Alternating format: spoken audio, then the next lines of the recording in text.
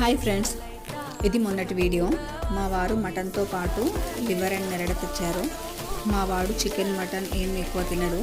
ఇది అయితే ఒక 2 పీసెస్ తింటాడు. ఫస్ట్ మనం నెరడను ఉడికించుకోవాలి.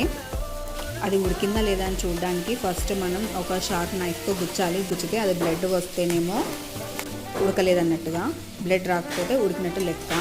అది ఉడికాక పీసెస్గా కట్ చేసుకోవాలి. ఇప్పుడు ఒక బాండీలో ఆయిల్ వేసుకొని లివర్ని వేయించాలి.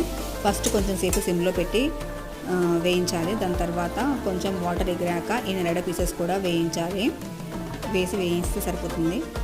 తర్వాత ఉప్పు పసుపు వేసి వేయించాలి. ఉప్పు వేయడం వల్ల ఇంకా ఏమైనా వాటర్ ఉంటే ఊరి మంచిగా ఫ్రై అవుతుంది. ఇంకా అంతా దగ్గర పడ్డాక కారం, ధనియాల పొడి, కొబ్బరి వేసి దింపేయాలి. టేస్ట్ మాత్రం నిజంగా అదిరిపోతుంది. డెఫినెట్గా ట్రై చేయండి.